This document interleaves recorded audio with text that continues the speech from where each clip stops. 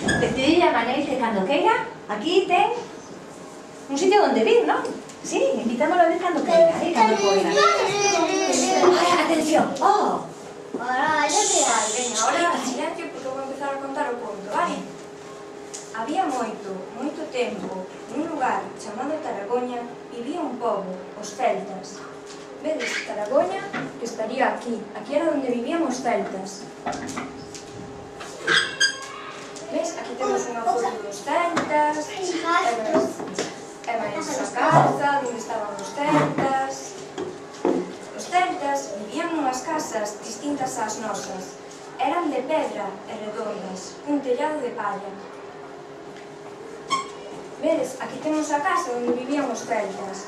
Era redonda, de pedra e co tellado de palla. Es un caso un poco diferente a la de los castrillos. Los castrillos teñen esto. A ver, porque estos teñen non, o teñen pero con máis casas. Con máis casas, porque forma unha aldea. Aí solo hai un. Claro, pero hai máis. Pero por allá está por un sitio. Ahora escoitamos a Sara, non a interrumpimos e despois ao final lle contamos e lle preguntamos todo o que queiramos. Sigue, Sara, perdona. Todos os que vivían neste castro falaban castrexo. A moza máis fermosa da aldea chamábase Sarela. Mirade que guapa, Todos os rapaces querían gañarse o seu amor, pero ela dedicaba a maior parte do seu tempo a recoller cabazos e amorodos no campo.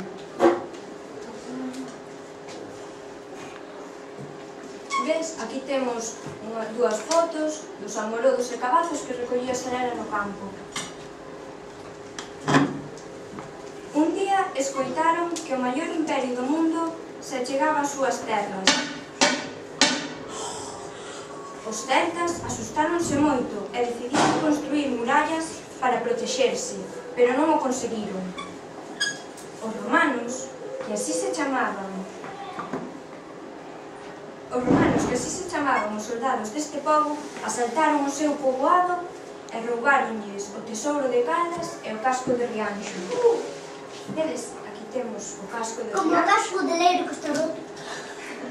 E era como un saco. E aquí o tesouro de Caldas. E o casco de Leiro.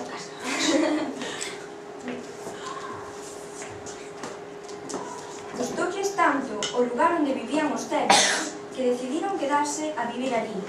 Pero tiñamos un problema. Os romanos falaban outra lingua, que era o latín, e non se entendían. Un general chamado Pomponio namorouse perdidamente da xoven Sarela. Pero non podía falar con ela porque non se entendían. Entón, ocorreuselles a idea de facer debuxos nas pedras para dicirlle que lle gustaba moito.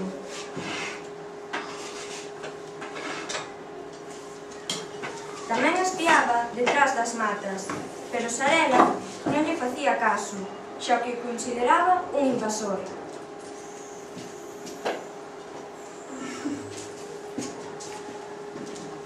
Sarela, e o Pomponio non che gusta? É que é máis raro, fala un idioma extrañísimo, e non entendo, penso que está un pouco tolo, Pero eu penso que polos dibuxos que che fai... Dibuxa fatal, eu non lle entendo nada. Ai, Sarela. Certo día chegou po Estanxil un suevo chamado Carlos.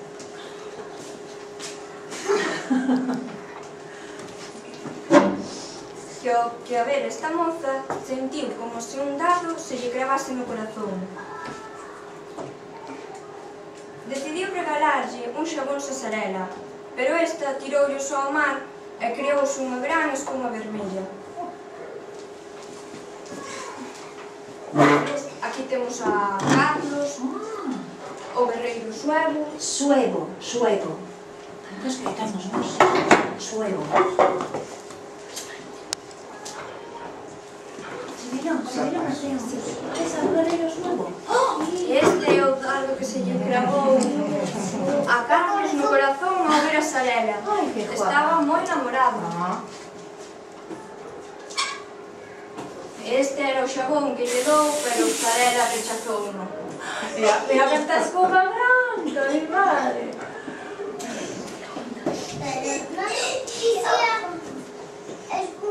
Sí, pero aquí está branca e despois ao desfacerse que me equivoquei eu. Fixo a vermella.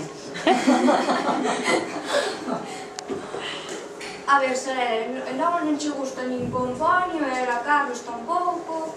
É que Carlos olía un pouco mal. E de regalou unha pastilla de xabón que pensa que eu non me lavo. Que fallo. A ver se o próximo atina mellor cos regalos. A ver, ó. Outro día chegou á aldea un árabe que se chamaba Alfonso e tamén se namorou perdidamente de Zarela. Trouxolle unhas alforxas cheas de aceite e laranxas, pero Zarela tamén a rechazou. Ves, aquí temos unha foto de Alfonso. Aquí as alforxas nas que Alfonso lle levaba as laranxas e o aceite. Mirade, pero Zarela nada. Tampouco. Hai esas que naranxas. Ese sí, sí. E o aceite tamén. Sí. Como lo facían. O aceite, como facían? Tenemos que investigalo. Trouxo Alfonso. Traía algún país de xano. Pero con que faría? Xa investigaremos. Alfonso, que era árabe. Sí. Árabe.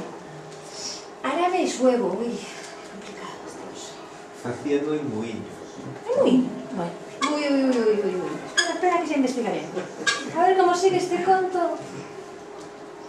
Pasado un tempo, Pomponio regaloulle un colar que collera no sar. E Zarela quedou abrellada con el.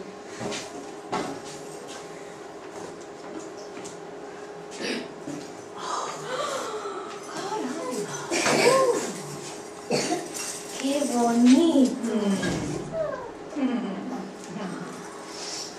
Tan abrellada quedou Zarela con este colar que decidiu casarse con Pomponio, a pesar de que non se entendían. Pasados os anos, tiveron un fillo, ao que chamaron Galego. Como? Galego. Galego? Oh, galego. Mira. Sí, galego. Que bonito. E falaba unha mestura entre o latín e o castrexo. É dicir, o idioma do pan e o idioma da nai. A xente gustoulle tanto a lingua que falaba este mozo que comezou a usara para entenderse cos romanos e viceversa. A lingua de galego espallouse por toda Galiza e aínda se segue falando hoxe en día. E colorín? Bravo, bravo.